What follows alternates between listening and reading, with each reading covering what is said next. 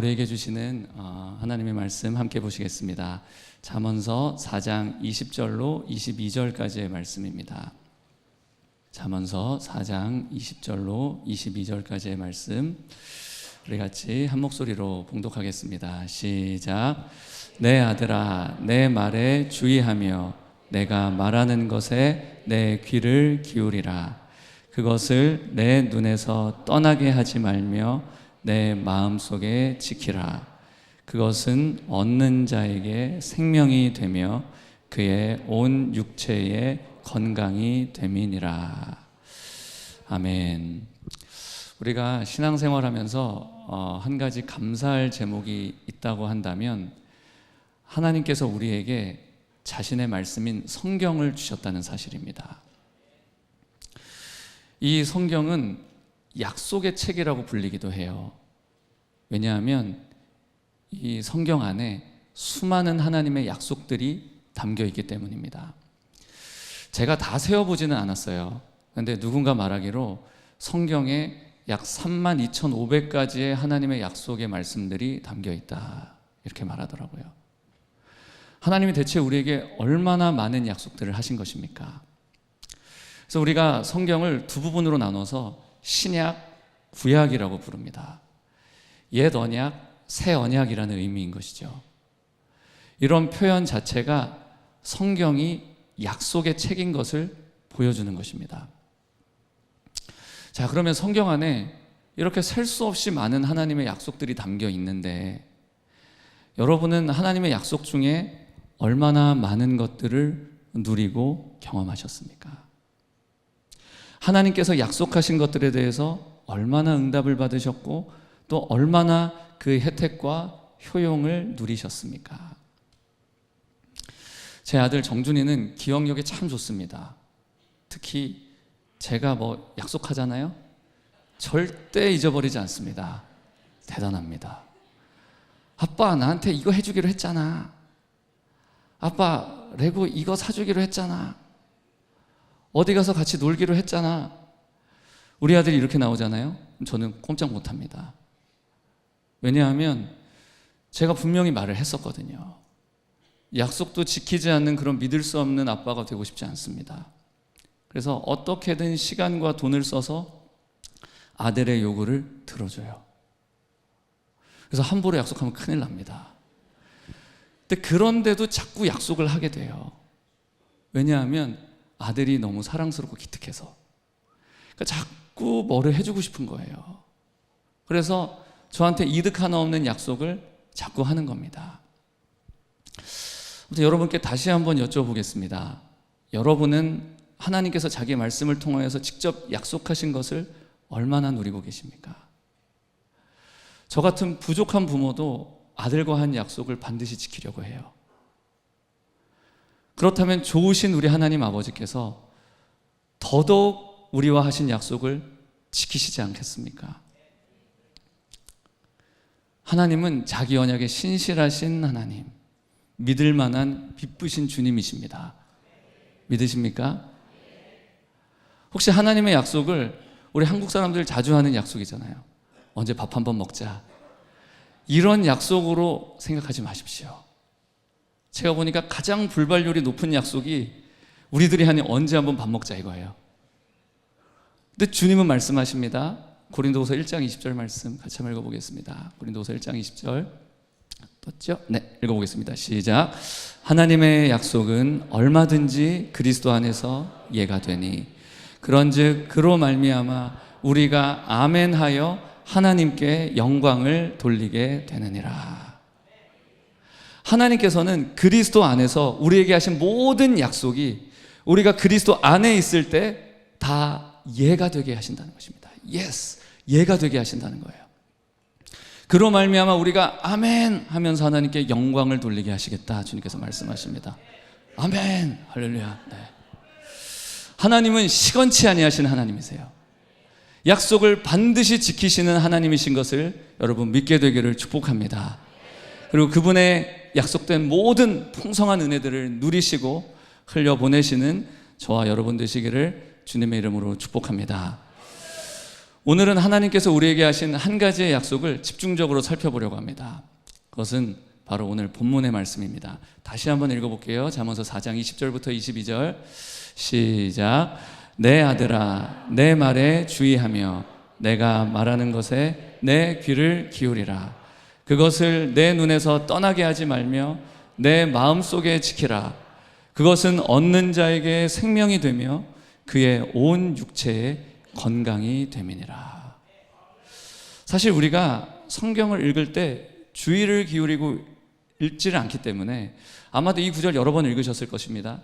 그런데 이 말씀의 깊은 의미에 대해서는 별로 상고해 보지 못했을 가능성이 커요.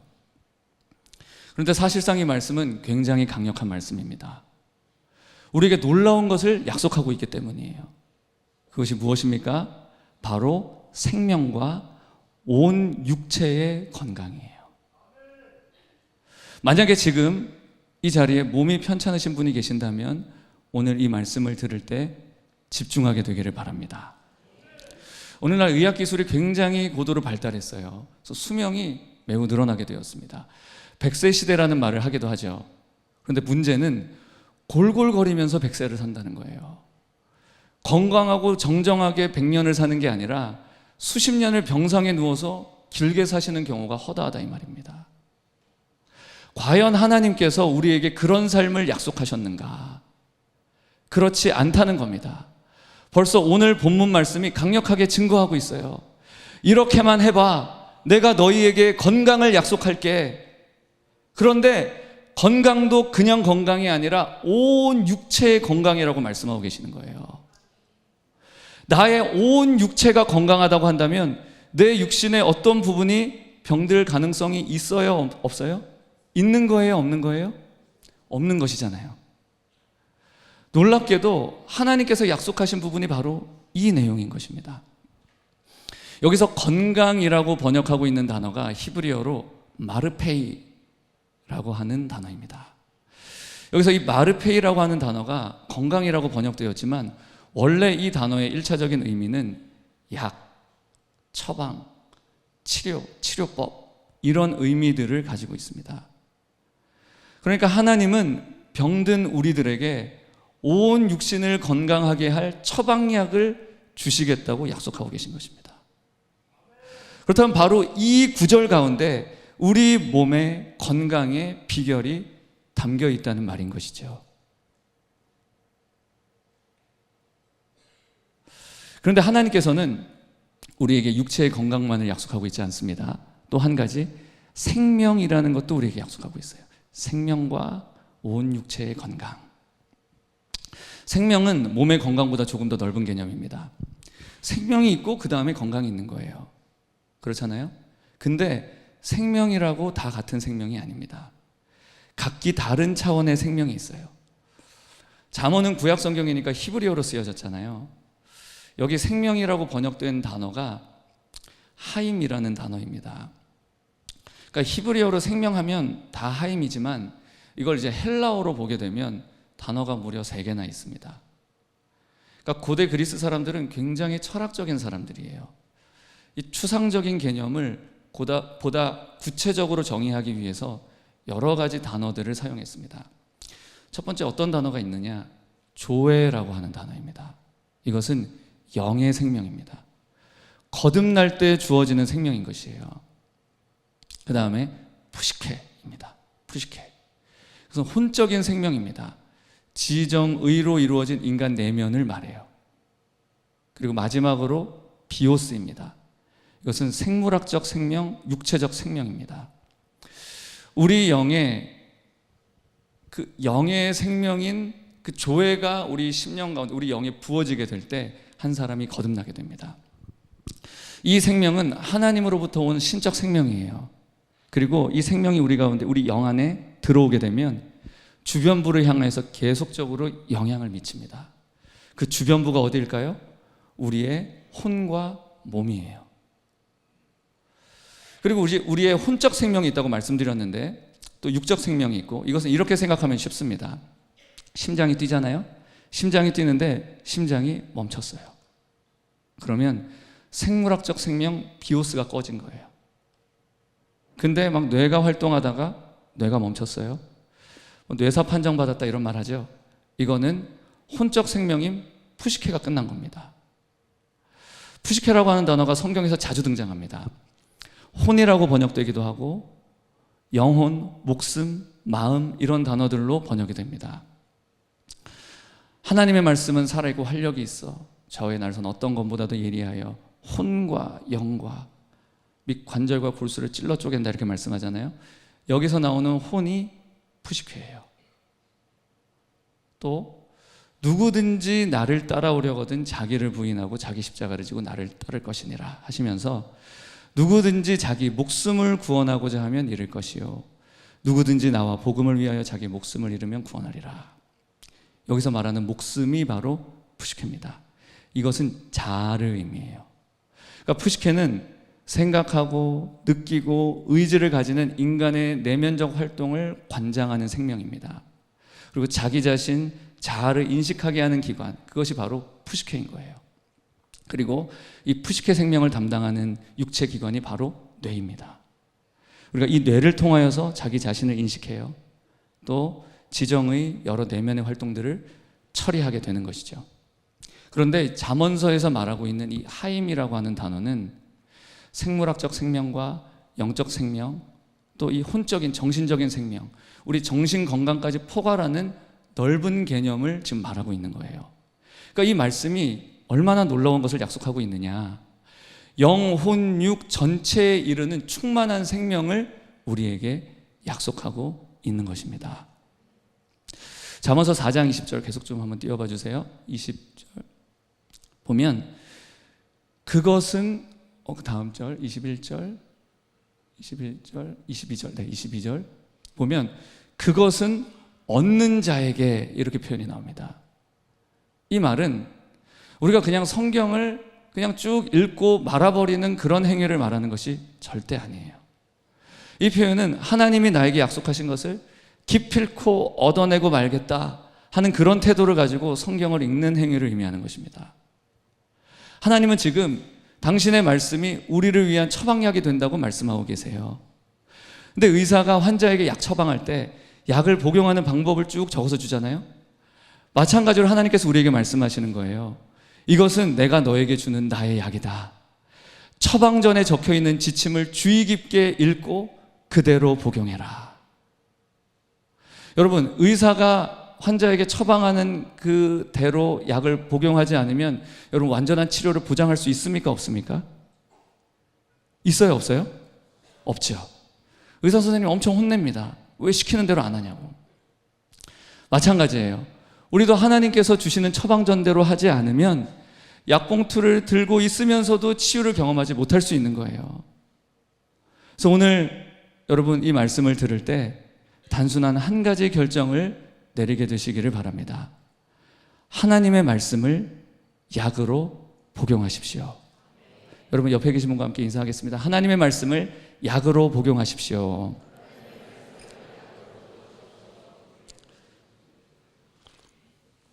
네, 오늘 이 말씀에 의하면 4가지 구체적인 처방 지침이 있는 것을 우리가 확인할 수 있습니다. 첫째, 내 말에 주의하라는 것입니다. 둘째, 내가 이르는 것에 내 귀를 기울이라. 셋째, 내 말을 내 눈에서 떠나게 하지 말아라. 넷째, 내 말을 네 마음속에 지키라. 하나님께서 주시는 약을 먹고 병이 치유되기 위해서는 바로 이 4가지 복용 지침을 따라야 한다는 것입니다. 보통 우리가 약 먹을 때 식후에 3번 이렇게 약 먹잖아요. 그래서 우리도 하루에 3번 식후에 예를 들어 질병이 있어요. 갑자기 병에 들었어요. 3번 식후에 말씀 읽는 것도 좋은 방법이 아닐까 이런 생각도 해봅니다. 아무튼 말씀을 읽기 전이나 후에 한번 이렇게 기도해 보시고 한번 말씀을 읽어보세요. 주님, 당신의 말씀이 내 온 육신의 약이 될 것이라고 말씀하셨습니다. 이제 내가 지금 예수 그리스도의 이름으로 당신의 말씀을 약으로서 복용합니다. 그 말씀이 나를 치유할 것을 믿습니다. 이렇게 기도하고 여러분들이 말씀을 읽고 그렇게 나아갈 때 여러분들 영과 혼과 몸의 모든 차원 가운데 치유와 회복과 생명과 건강이 넘쳐 흐르게 될 줄 믿습니다. 자, 이제 한 가지씩, 지침 한 가지씩 살펴보도록 하겠습니다. 첫 번째 지침입니다. 내 말에 주의하라입니다. 하나님께서 우리에게 말씀하실 때 하나님은 우리에게 주의를 집중해라 요구하십니다.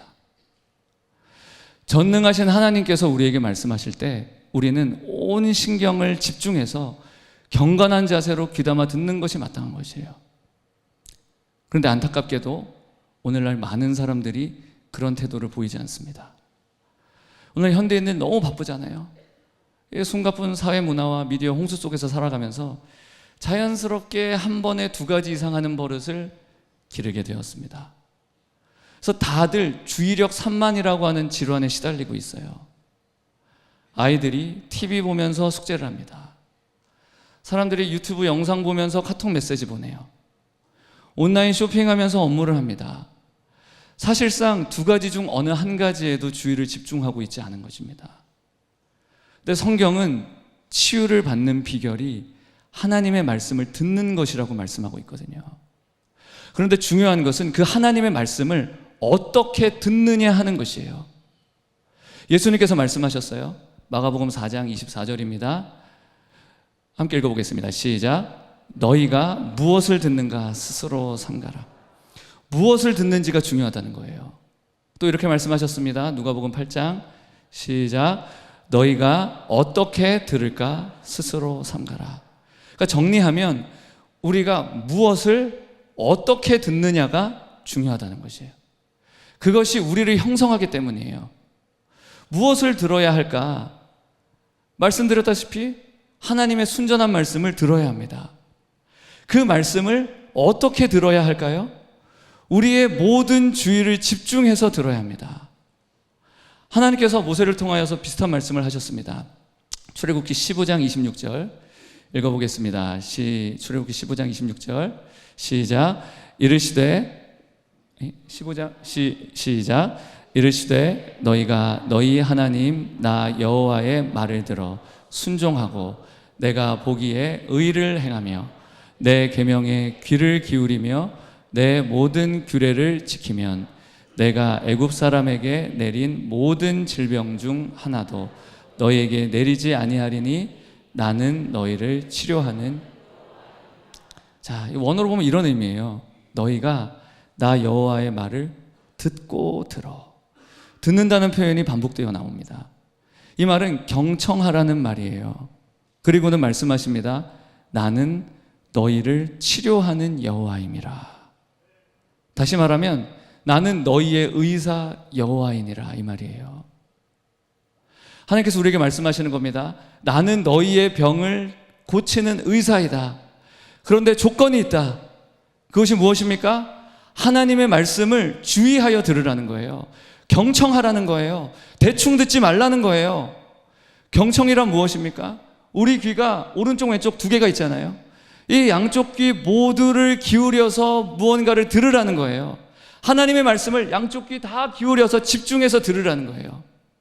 만약에 양쪽 귀가 다른 말을 듣는다면 2가지 메시지가 뒤섞여서 우리 마음은 혼란스러워질 것입니다. 그래서 우리는 하나님의 말씀을 향하여서 주의를 집중하여 경청할 필요가 있는 것이에요. 그리고 이것은 하나님의 처방전에 있어서 가장 먼저 적힌 가장 으뜸되는 지침인 것이에요. 그런데 사실 이것은 치유의 열쇠이기도 하지만 그보다 앞서 믿음을 얻는 열쇠이기도 한 것입니다. 여러분, 믿음은 들음에서 난다고 하셨어요. 그러므로 믿음은 들음에서 나며 들음은 그리스도의 말씀으로 말미암았느니라. 혹시 믿음이 없어서 고민하는 분 계십니까? 믿음이 없어서 나는 응답받지 못하고 나는 돌파되지 못해 하며 고민하시는 분 계십니까? 여러분, 걱정할 필요가 없어요. 믿음은 나는 거예요. 믿음은 생겨나는 것입니다. 믿음이 없다고 괴로워할 필요가 없어요. 내게 믿음이 없다 할지라도 믿음은 얻을 수 있는 것이기 때문에 그렇습니다. 그리스도의 말씀을 들으면 믿음은 생겨난다는 거예요. 또다시 하나님의 말씀으로 돌아가는 것이에요. 그러니까 모든 것의 출발점은 하나님의 말씀인 것입니다. 우리가 하나님의 말씀을 주의를 기울여 듣게 되면 그 들음, 그 청취함을 통하여서 소위 말하는 레마, 하나님의 말씀을 정말 주의를 집중해서 듣잖아요. 그러면 하나님의 음성을 들을 수 있는 능력이 생기면서 하나님의 음성이 들리는 거예요. 하나님의 음성이 들려지잖아요. 결과적으로 우리 믿음이 성장하게 되는 것입니다. 그래서 우리가 하나님의 말씀을 대하는 태도에 따라 우리의 믿음이 생겨날지의 여부가 결정되는 거예요.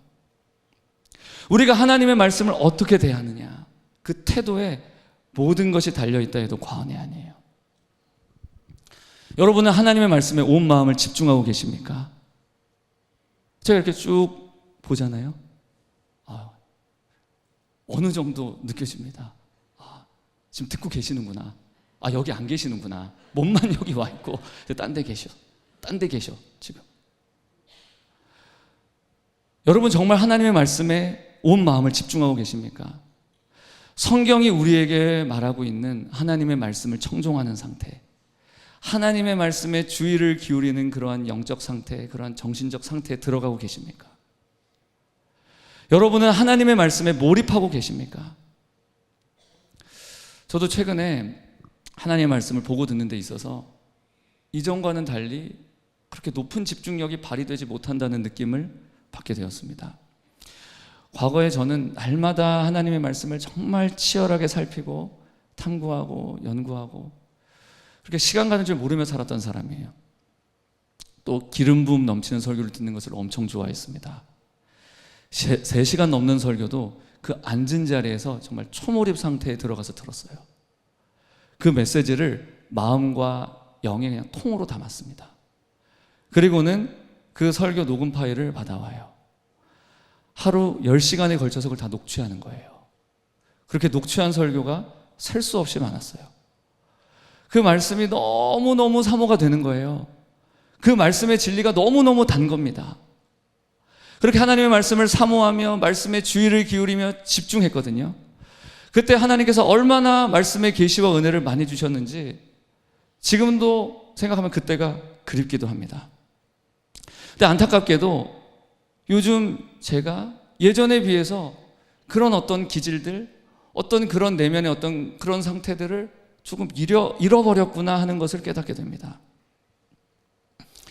요즘 아내가 저한테 진짜 많이 하는 말이 뭐냐면 경청 좀 해 이거예요. 제가 자기 말에 주의를 기울여 듣지 않는다고 느끼는 겁니다. 그러니까 이제 저희 아내가 막 제가 오면 신나서 이제 대화를 시작합니다. 근데 제가 이제 말을 들으면서 이제 옷을 벗고 이제 막 이렇게 막 이제 뭐 또 이제 앉아서 막 딴 데 쳐다보고 뭐 이런 경우가 많아요. 뭔가 부시럭부시럭거리면서 말을 듣는 겁니다. 저는 그래도 열심히 듣고 있는 거였거든요. 나름 아내의 말에 집중한다고 생각했는데 아내가 느낄 때는 그게 아닌 거예요. 아내는 자기의 눈을 쳐다보면서 자기 말을 들어주기를 원하는 겁니다. 그러니까 저도 나름 집중한다고 했지만 사실 대화할 때 언어적 요소도 중요하지만 비언어적 요소도 굉장히 중요하잖아요. 그러니까 엄밀히 말하면 경청하지 않는 거였어요. 제가 깨달았습니다. 회개했어요. 그래서 제가 얘기했어요. 이제 내가 네 눈을 보면서 말 들을게. 그래서 이제 제가 실천하겠다고 하면서 이제 말할 때 막 눈을 쳐다보면서 들었습니다. 그럼 부담스럽대요.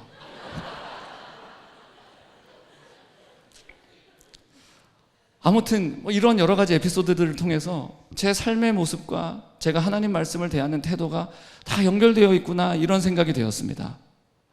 특히 이제 인도 선교 이제 다녀왔는데 준비하면서 이 본문 말씀을 제가 다시 묵상하게 되는 일이 있었습니다.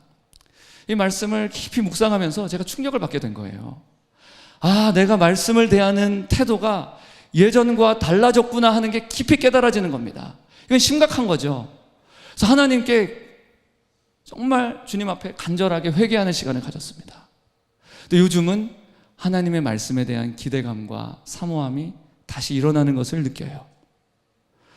여러분, 우리의 하나님 말씀 듣는 태도가 바뀌어야 하는 줄 믿습니다. 성경 읽는 태도가 달라져야 돼요. 우리 마음이 여러 번잡한 일들을 빼앗겨 버리잖아요. 성경을 읽지만 하나님의 음성을 들을 수 없어요. 설교는 듣지만 그 설교를 통해서 하나님의 음성을 듣지 못하는 거예요. 한 주를 살 은혜와 힘을 공급받지를 못합니다. 설교를 들으면서 집세 어떻게 내지? 막 설교 들으면서 끝나고 뭐 먹지? 설교 들으면서 이 탄핵 소추안 어떻게 결론 날까? 뭐 이런 고민을 한단 말이에요. 그러니까 하나님의 말씀을 듣고는 있지만 그 속에서 하나님의 음성을 듣는 능력을 길러내지를 못하는 거예요. 그런데 우리가 하나님의 음성을 듣는 능력만 생겨난다면 그 들음을 통하여서 믿음은 자연스럽게 싹트게 되는 것입니다. 하나님의 말씀 그 자체에는 생명과 능력이 충만해요. 그런데 그 말씀을 듣는 우리의 태도가 어떠하냐, 이게 너무나 중요한 것입니다. 우리가 하나님의 말씀을 통하여서 하나님의 음성을 들을 줄만 알게 된다면 믿음은 자연스럽게 일어나는 것입니다. 믿음은 자연스럽게 생겨나는 거예요. 그 하나님의 말씀에 주의를 기울이셔서 하나님의 믿음으로 충만케 되어지는 저와 여러분 되시기를 주님의 이름으로 축원합니다. 두 번째 지침은 내 귀를 기울이라는 것입니다. 여러분, 인체 구조상 사람의 귀는 움직일 수 없어요. 귀를 움직이려면 머리를 아래로 숙여야 됩니다. 이것은 겸손한 자세와 가르침을 잘 따르는 태도를 말하는 거예요. 예를 들어 볼게요. 성경에 보면 치유와 건강, 장수와 형통, 이런 하나님의 약속이 반복되어 나옵니다. 여러분들 아시죠? 반복되어 나오고 있어요. 굉장히 많은 횟수 거듭해서 나옵니다. 근데 이런 구절들을 읽을 때 이렇게 반응하는 사람들이 있습니다. 이건 오늘날 우리에게 적용되지 않아. 이거는 구약 때 이야기야. 구약 때나 적용되는 이야기야. 여러분, 물론 기복신앙은 옳지 않습니다. 그러나 하나님은 우리에게 복 주시기를 기뻐하시는 만복의 근원 좋으신 아버지이신 것을 우리는 믿어야 해요. 어떤 사람은 이렇게 말합니다. 말도 안 돼. 믿을 수 없다. 기독교 안에 어떻게 이런 일이 있을 수가 있느냐, 이렇게 생각을 합니다. 여러분은 다음에 이 말씀이 믿어지십니까? 시편 103편 말씀입니다. 3절 5절 말씀 함께 읽어보겠습니다. 시작. 그가 내 모든 죄악을 사하시며 내 모든 병을 고치시며 좋은 것으로 내 소원을 만족하게 하사 내 청춘을 독수리같이 새롭게 하시는도다. 우리의 모든 죄를 사하시며 우리의 모든 병을 고치신다는 것입니다. 일단 모든 죄를 사해 주신다는 것은 신학적으로 동의, 오케이. 그런데 내 모든 병을 고쳐주신다고? 이건 좀 받아들이기가 힘든데. 또 뭐? 좋은 것으로 내 소원을 만족하게 해주신다고? 이게 말이 되냐? 또 뭐? 청춘을 회춘? 이거 말도 안 돼. 이건 불가능한 이야기야. 하나님은 이런 일을 하실 분이 절대 아니야. 우리 크리스천들은 절대적으로 불행한 인생을 살 각오를 해야 돼. 혹시 여러분은 이렇게 생각하고 계시지는 않습니까? 혹시 여러분이 이런 태도를 취하고 계신다면 여러분은 하나님의 말씀 위에 계신 거예요. 하나님께서 말씀으로 우리를 가르치시고자 하실 때 우리는 기꺼이 배울 수가 있어야 하는 것이에요. 하나님이 우리의 스승이십니다. 우리는 그분의 제자예요. 우리는 기꺼이 주님의 말씀을 받아들일 준비가 되어져 있어야 합니다. 그분의 가르침을 받아들일 준비가 되어 있어야 돼요. 만약에 어떤 신학적인 편견이나 자기 경험으로부터 온 선입관이 내 마음을 막고 있다고 한다면 절대로 주님의 말씀의 참뜻을 받아들일 수가 없는 것이에요.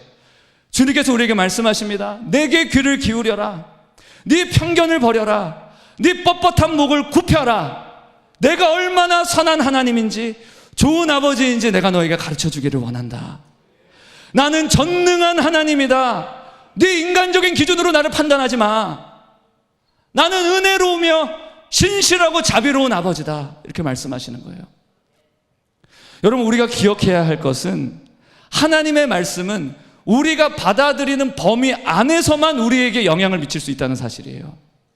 우리가 받아들이지 않잖아요. 하나님의 말씀은 절대로 우리에게 능력을 발휘할 수가 없는 것이에요. 근데 우리가 성경을 읽을 때 이 마음속에 있는 어떤 장애물 때문에 겸손하게 귀를 기울이지 못한다는 사실을 직시해야 됩니다. 많은 경우 우리의 성장 배경, 우리의 경험들이 장애물이 되기도 합니다. 때로는 내가 과거에 어떤 교단에 속했느냐에 따라서 이런저런 장애물들이 생기기도 해요. 물론 교단 자체가 나쁜 것이 아닙니다. 그러나 모든 교단이 각기 나름대로 장점이 있고 또 결점도 있다는 것을 아셔야 됩니다. 어떤 교단의 교리가 성경의 진리에 충실한 부분이 있어요. 하지만 그렇지 못한 부분도 있는 거예요. 그래서 우리가 어떤 교단의 교리나 신학으로 성경의 진리를 제안하잖아요. 그럼 하나님께서 우리에게 가르쳐 주시고자 하시는 그 더 큰 놀라운 진리를 우리가 놓칠 수가 있는 것입니다. 여러분, 하나님은 어떤 교단이나 교파보다 더 크신 분인 것을 믿으시게 되기를 축복합니다. 또한 하나님은 우리의 경험보다 더 크신 분이세요. 우리의 이해보다 더 크신 분이세요. 그것을 믿게 되시기를 축복합니다. 우리의 편견을 가지고 하나님을 작은 분으로 조각하지 않게 되기를 축복합니다. 우리의 귀를 낮추십시다. 우리의 마음을 낮추십시다. 모든 편견과 선입관을 버리게 되기를 축복합니다. 그래서 하나님께서 우리에게 가르치시기를 원하시는 모든 말씀과 진리를 온전히 받아들이게 되시기를 주님의 이름으로 축복합니다. 그 말씀이 우리를 고치실 것이에요. 그 말씀이 우리에게 충만한 생명을 주실 줄 믿습니다. 셋째, 내 말을 내 눈에서 떠나게 하지 말라는 것입니다. 이 지침은 한마디로 초점이라고 하는 단어로 요약할 수 있습니다. 이것과 관련된 유명한 복음서의 말씀이 있습니다. 누가복음 11장 34절 시작. 내 몸에 등불은 눈이라. 내 눈이 성하면 온몸이 밝을 것이요 만일 나쁘면 내 몸도 어두우리라. 이것을 이제 킹제임스 성경으로 보게 되면 내 눈이 성하다 할 때 single이라고 하는 단어를 사용합니다. 그리고 원어로 보게 되면 단순하다, 순수하다 이런 의미를 가져요. 서로 의미가 통한다고 생각합니다. 무언가 이중삼중으로 복잡하게 생각하고 보는 게 아니라 단순하게 딱 싱글 포커스로 보는 거예요. 이것은 심플한 관점을 가진다는 의미고, 달리 말해서 순수하다는 뜻이 될 수 있는 것입니다. 만약에 우리 시각이 단순하고 순수하다면 성경을 읽을 때 지나치게 철학적으로 생각하지 않을 수 있습니다. 불필요하게 다각도로 해석하지 않아도 돼요. 성경에 적힌 의미 그대로를 받아들일 수 있게 되는 것입니다. 우리는 성경을 정말 단순하고 순수한 눈으로 읽을 필요가 있습니다.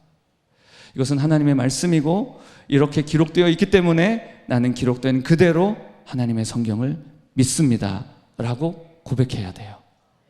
우리가 이렇게 고백할 때 우리 속에 믿음이 불쑥 일어나게 됩니다. 그 믿음이 역사를 일으키는 거예요. 제가 많은 사람들을 지켜봤습니다. 많은 신학 이론이 우리에게 믿음을 주지 못하더라고요. 신학생들 이제 신대원 1학년 들어가면 진짜 뜨거워질 정도예요. 펄쩍펄쩍 뛰고 엄청 뜨겁습니다. 2학년 되면 조금 식어요. 3학년 되잖아요. 그냥 얼음장이 돼버려요. 제가 보니까 신학자의 글 인용할 줄 모르는 사람들이 오히려 하나님을 더 뜨겁게 만다고 순수한 믿음을 가지더라고요. 대개 신학은 사람들의 믿음을 기르는데 별로 그렇게 도움이 되지 않습니다. 당시 최고의 석학이었던 바울이 고린도 사람들에게 이렇게 말했습니다. 고린도전서 3장 18절 시작. 아무도 자기를 속이지 말라. 너희 중에 누구든지 이 세상에서 지혜 있는 줄로 생각하거든 어리석은 자가 되라. 그리하여야 지혜로운 자가 되리라. 너희가 지혜로운 자가 되기를 원하냐? 진정한 지혜를 갖기를 원하느냐? 어리석은 자가 되라는 것입니다. 세상 지혜를 내려놓아라. 세상 지혜를 의지하는 마음을 십자가에 못 박아라. 그래야 진짜 하늘의 지혜를 받을 수 있다 말씀하시는 거예요. 여러분, 하나님의 지혜와 우리 사이에는 거대한 겸손의 협곡이 가로놓여져 있는 것입니다.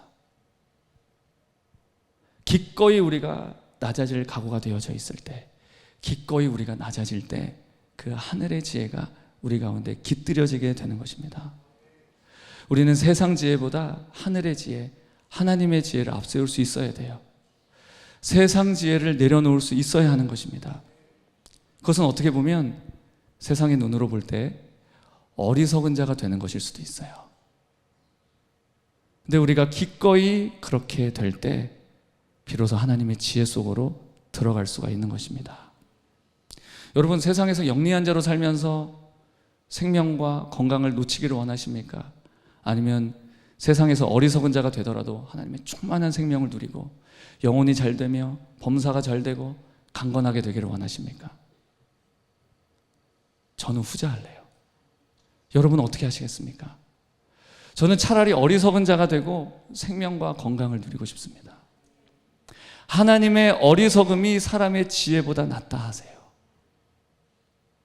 내 말을 네 눈에서 떠나게 하지 말아라. 단순하고 순수한 눈을 가져라. 그리하면 생명과 건강이 너에게 있을 것이다 말씀하십니다. 그런 은혜가 있게 되기를 주님의 이름으로 축복합니다. 마지막으로 내 말을 네 마음속에 지키라는 것입니다. 우리가 하나님의 말씀에 주의를 집중하고 귀를 기울이고 눈을 떠나게 하지 않음으로 말미암아서 결국 도달하게 되는 것이 어디인가? 바로 우리의 마음입니다. 왜 이렇게 여러 가지 지침들이 우리에게 주어졌느냐? 그 이유는 바로 하나님의 말씀이 우리 마음이라고 하는 우리 인격의 최중심부 가운데 도달하도록 하기 위함인 것입니다. 하나님의 말씀이 우리 마음 중심부에 도달하잖아요. 그러면 그 말씀은 약속한 바를 이룰 것이에요. 근데 만약에 그 말씀이 우리 마음의 중심까지 도달하지 못해요, 그러면 아무런 결과를 낳지 못할 것입니다.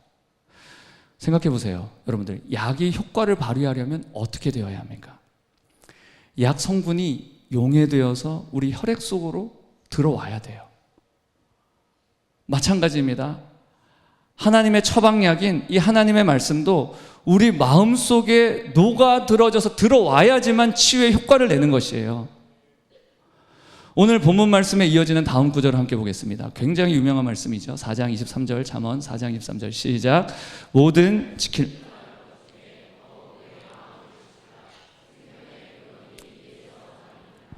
그러니까 생명에 속한 모든 것이 우리 마음에서부터 나온다는 것입니다. 다시 말하면 우리 마음속에 있는 무언가가, 우리 마음 가운데 들어가 있는 그 무언가가 우리 삶에서 경험하게 될 모든 것을 결정짓는다 하는 말이에요. 우리 마음속에 올바른 것이 들어가 있잖아요. 우리의 삶도 올바른 길을 가게 될 것입니다. 근데 우리 마음속에 비뚤어진 것이 들어가 있잖아요. 우리의 삶도 비뚤어진 길을 가게 될 것이라는 것이에요. 그래서 주님께서 우리 가운데 말씀하시는 것입니다. 내 말을 네 마음속에 지키라는 것이에요. 네 마음의 표면이 아니라 네 마음의 한가운데 네 인격의 중심으로서 내 말을 붙잡고 지켜라. 그때 우리의 삶은 생명으로 충만한 삶으로 나아가게 될 것입니다. 히브리서 말씀 한 구절 함께 보겠습니다. 4장 12절 말씀 시작. 하나님의 말씀은 살아있고 활력이 있어 어떤 검보다도 예리하여 혼과 영과 및 관절과 골수를 찔러 쪼개기까지 하며 또 마음의 생각과 뜻을 판단하나니. 자, 이 구절에서 가장 중요한 한 단어를 꼽자면 찔러 쪼갠다는 단어일 것입니다. 달리 표현하자면 꿰뚫는다는 거예요. 여러분, 말씀은 꿰뚫습니다.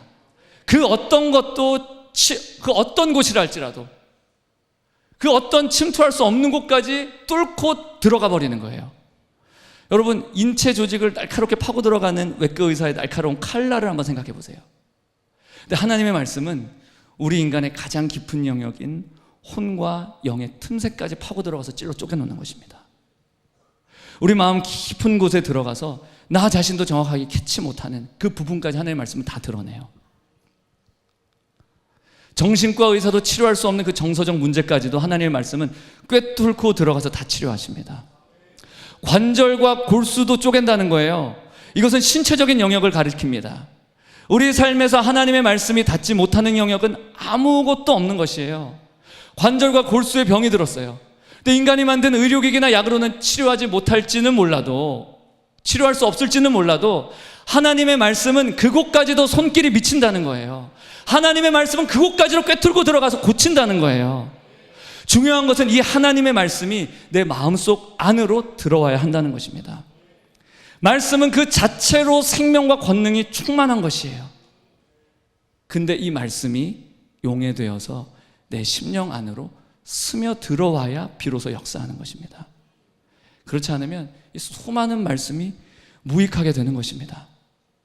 그래서 우리가 하나님의 말씀에 주의해야 하는 것이고, 하나님의 말씀에 우리 귀를 기울여야 하는 것이고, 그 말씀을 우리 눈에서 떠나지 않도록 해야 하는 것입니다. 그렇게 할 때 말씀의 능력 자체가 우리 속으로 들어옵니다. 믿음이 일어나요. 그렇게 내 마음에 들어온 믿음을 가지고 선포할 때 역사가 일어나는 것입니다. 바울이 말했죠. 내가 믿었으므로 말하노라.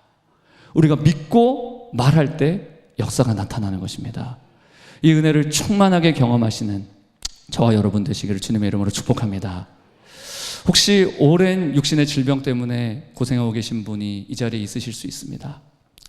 저희 메시지를 들으면서 혹시나 정죄의 메시지로 듣지는 않을까 약간 염려되는 마음도 있어요. 그러나 절대로 그렇게 듣지 않으셨으면 좋겠습니다. 여러분이 꼭 기억하셔야 할 것은 이미 여러분 안에 치유하게 하시는 그 생명의 본체이신 그분께서 이미 와 계신다는 사실이에요. 그 조의 생명이 여러분 안에 와 계신다는 거예요. 지금도 여러분 속에서 일하고 계십니다. 치유에는 즉각적인 치유도 있지만 점진적인 치유도 있는 것이에요. 이미 여러분 안에 와 계신 그 예수의 생명이 더욱 폭포수와 같이 흐를 수 있도록 여러분들 그렇게 허락하십시오. 하나님의 말씀을 그대로 받으세요. 그리고 장애물들을 제거하십시오. 마음을 낮추십시오. 단순하고 순수하게 말씀을 취하십시오. 그리고 그 말씀이 충만하게 넘쳐 흐르도록 하십시오. 그럼 그 말씀의 능력이 이미 여러분 안에 시작되어져 있는 그 치유를 더욱 급속하게 하는 줄 믿습니다. 충만한 생명을 경험하게 될 것입니다. 제가 한 가지 간증 나누고 마치려고 합니다. 제가 여러 번 나누었던 간증이라 또 나누는 것이 너무 죄송합니다. 그러나 이 원리를 너무나 잘 보여주는 사례이기 때문에 한 번만 더 나누고자 합니다. 2022년에 가을이었습니다. 우리 교회에 부흥기도회라는 이름으로 92일 연속 기도회를 진행했었습니다. 담임 목사님께서 매일 기도회를 인도하셨어요. 찬양도 인도하시고 주시는 마음을 받아서 짧은 말씀도 전해주셨었습니다. 제가 기억할 때 그 당시 매일 기도회 때마다 굉장히 신선한 성령님의 기름 부으심이 이렇게 막 운행되었었어요. 새로운 성령님의 일하심이 느껴졌습니다. 부흥의 영이 흐르는 게 저는 감지가 되었었어요. 그러던 어느 날이었습니다. 목사님께서 이 강단에 서셔서 충만함을 구하는 기도에 대해서 나누셨어요. 저는 그 말씀을 듣는 순간 강력하게 몰입되는 것을 느꼈습니다. 마치 빨려들듯이 그 말씀을 들었어요. 그리고 제 속에서부터 무언가 스파크가 파바바박 튀는 것을 느꼈습니다. 아, 맞다. 내가 과거에는 믿음으로 충만함을 받는 기도를 자주 했었는데 내가 그것을 놓치고 있었구나 했어요. 목사님께서 이제 설교를 마치시고 이제 기도를 인도하시기 시작하셨는데 앞으로 나와서 기도하실 분들은 기도하라고 이렇게 인도하셨습니다. 그때 제가 막 성큼성큼 걸어 나왔습니다. 그리고 이 자리에 앉아가지고 이제 무릎을 꿇고 기도하기 시작했습니다. 강단에서 이제 막 기도하는데 정말 용가리가 불토하듯이 진짜 입에서 불이 나가는 거예요. 왁 하면서 막 기도가 왁 쏟아져 나가는 거예요. 얼마나 강력한 기도가 나가는지 미친 듯이 선포하면서 기도했습니다. 지금 이 시간 믿음으로 성령의 충만을 받습니다. 성령의 충만은 나의 것입니다. 내 영혼아 성령으로 충만할지어다. 막 선포하면서 기도하는데 막 내 영혼이 터져나갈 것 같았어요. 이게 뭡니까? 하나님의 말씀이 용해되어서 내 마음속에 들어온 것이에요. 그 다음 날이 되었습니다. 저녁에 청년들 이제 10여 명을 놓고 훈련하는 시간이었습니다. 그날 강의의 주제는 믿음이었어요. 그때 이제 1시간 반가량 메시지를 이제 강의를 했는데 이런 내용이었습니다.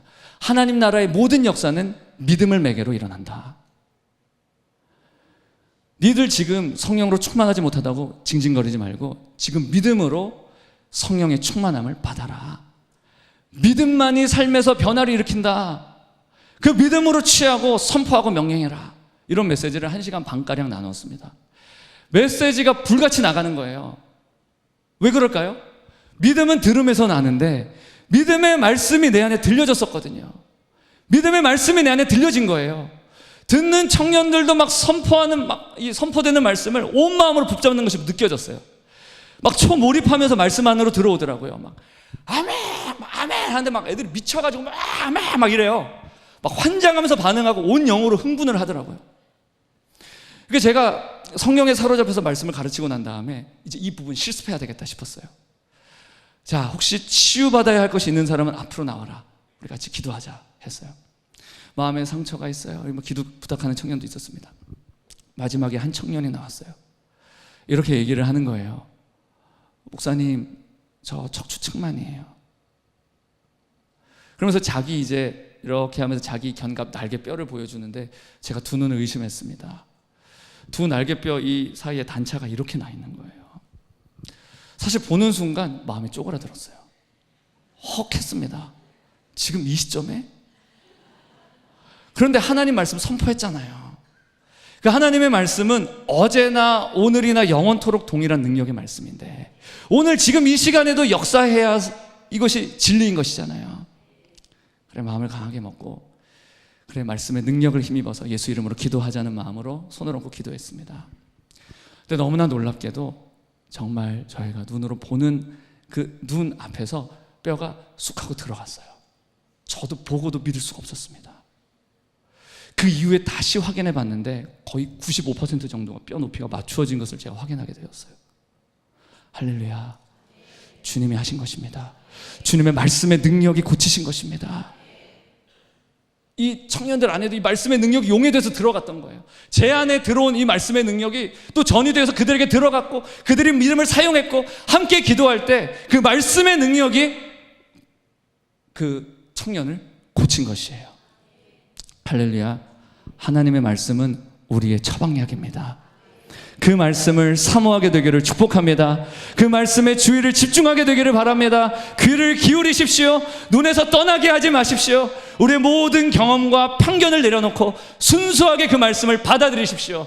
그래서 우리 심령이 그 말씀을 붙잡음으로 말미암아 모든 충만한 생명, 영과 혼과 몸의 생명과 강건함을 경험하는 저와 여러분 되시기를 주님의 이름으로 축복합니다. 우리 함께 찬양하고 기도하겠습니다. 예배팀 올라오시겠습니다.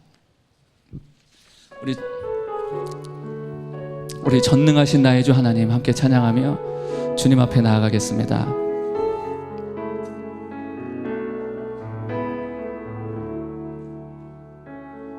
전능하신 나의 주 하나님은 전능하신 나의 주 하나님은 능치 못하실 일 전혀 없네. 우리의 모든 간구도 우리의 모든 생각도 우리의 모든 꿈과 모든 소망도 신실하신 나의 주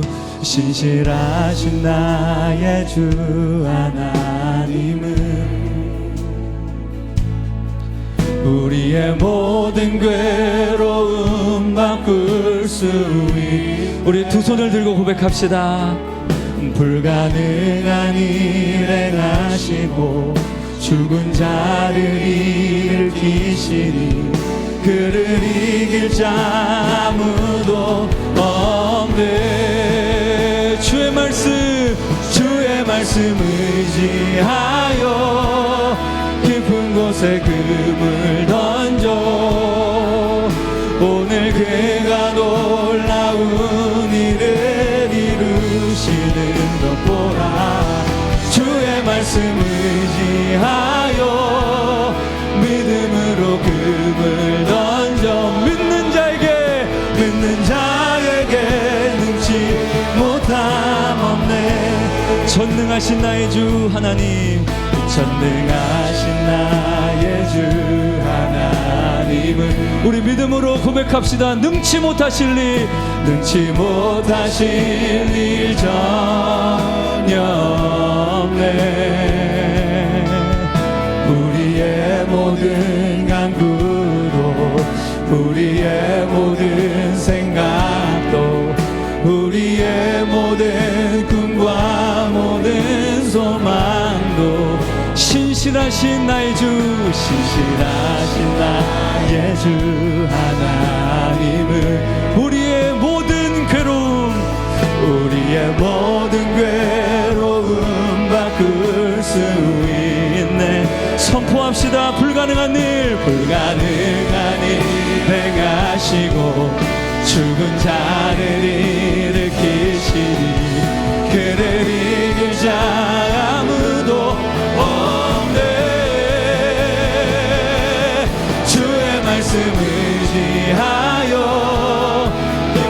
곳에 금을 던져 오늘 그가 놀라운 일을 이루시는 것 보라. 주의 말씀 의지하여 믿음으로 금을 던져 믿는 자에게 능치 못한 주의 말씀 의지하여 주의 말씀 의지하여 깊은 곳에 금을 던져 오늘 그가 놀라운 일을 이루시는 것 보라.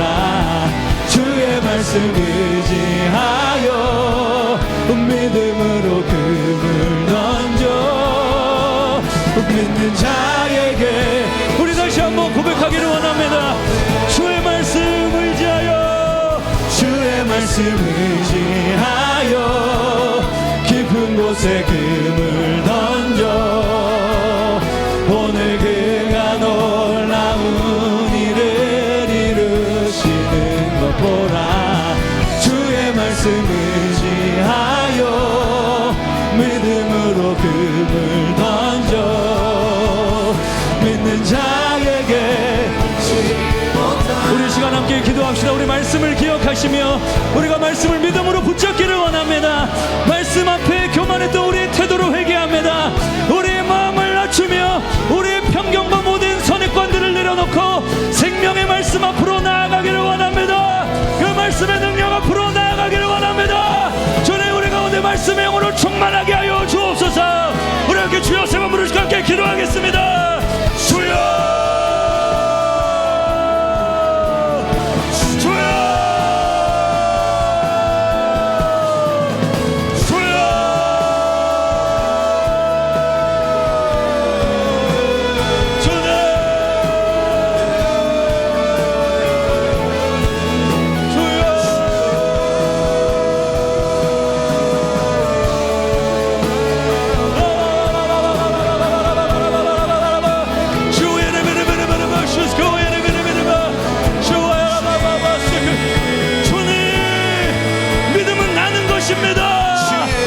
말씀을 들을 때 믿음은 나는 것입니다. 우리가 그 말씀에 귀를 기울이지 않았음을 회개합니다. 주님 말씀을 듣게 하옵소서. 모든 죄를 기울여 듣게 하옵소서. 그 말씀의 약속 가운데 나의 인격으로 반응하게 하옵소서. 주여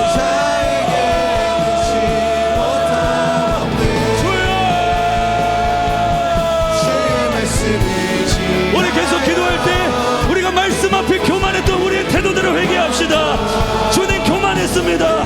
우리가 겸손하게 주님께 배우지 않고 내 생각을 더 신뢰했고 세상의 이론을 더 신봉하였나이다. 주님 우리를 용서하여 주옵소서. 나의 죄를 씻으시옵소서. 회개합니다. 우리 함께 주여 한번 부르고 기도하겠습니다. 주여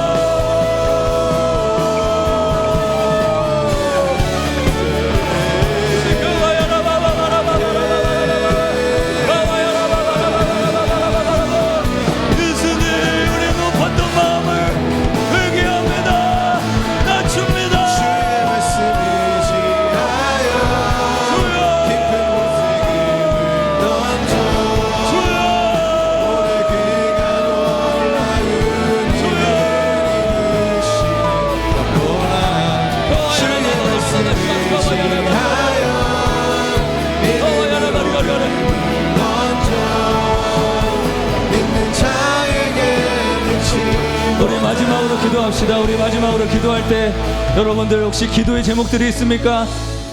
육체의 질병을 놓고 기도하시는 부분들이 있습니까? 어떤 오래된 기도의 제목들이 있습니까? 믿음으로 주님 앞에 나아가십시다. 오늘 들은 말씀이 여러분들 10년 가운데 움직이고 있다면 여러분들의 그 믿음의 선포와 고백과 간구는 역사하는 힘이 있는 줄로 믿습니다. 역사할 것이에요. 믿음으로 이 시간 기도하며 침노하며 나아갑시다. 어둠의 권세는 깨어질지어다. 저주는 끊어질지어다. 질병의 멍에는 깨뜨려질지어다. 우리 함께 두 손을 높이 들고 주여 삼창과 함께 기도하겠습니다. 주여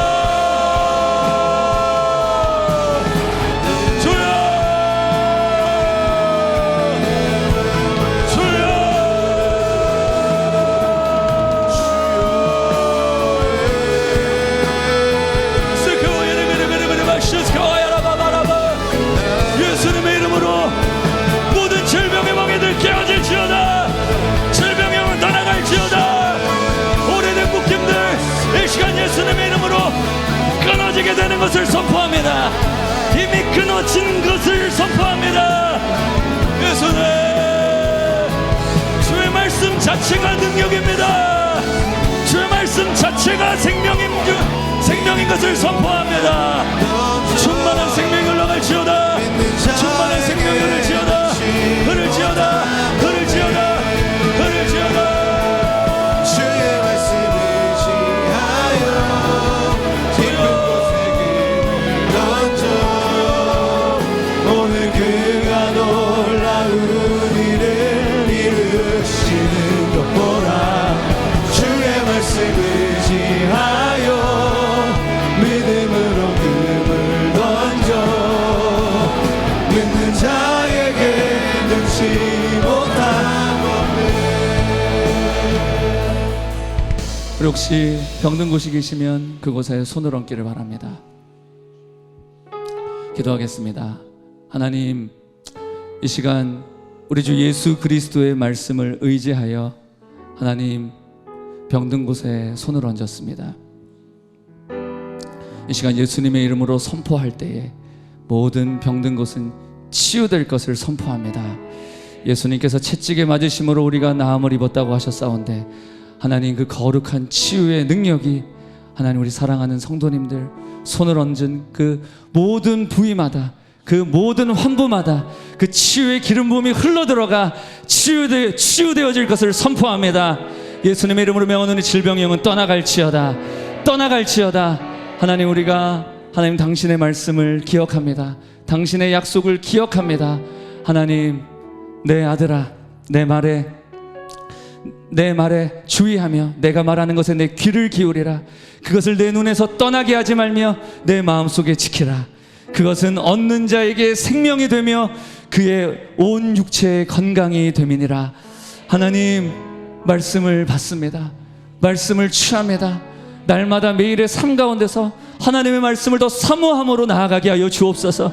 날마다 하나님의 말씀을 사모함으로 간절함으로 그 말씀 앞에 나아가게 하시고 말씀을 읽고 또 말씀을 들을 때에 놀라운 생명의 역사, 놀라운 기적의 역사가 나타나게 하여 주옵소서. 매일의 삶 가운데서 승리하게 될 것을 선포합니다. 하나님, 또 설 연휴가 시작이 되어집니다. 하나님, 설 연휴 가운데 하나님 영적 전쟁들이 하나님 자주 있곤 하지만 하나님 우리 가운데 충만한 생명을 우리가 바라봅니다. 우리 안에 계신 세상 아래 계신 예수의 이름을 바라봅니다. 그 예수의 이름으로 나아가는 모든 우리 주의 백성들 위해 하나님 충만한 은혜로 넉넉히 이길 만한 힘으로 함께하여 주십시오. 주님, 드린 예물 주님 앞에 봉헌합니다. 주님께서 흠양하시고 30배, 60배, 100배로 결실하게 하여 주옵소서. 이제는 우리 주 예수 그리스도의 은혜와 하나님 아버지의 사랑과 성령의 교통하심이 오늘 예배하며 하나님의 말씀을 내 마음 깊은 곳에 붙잡고 취하기를 결단하는 모든 주의 백성들 위해 지금으로부터 영원토록 함께 하시기를 간절히 축원하옵나이다. 아멘.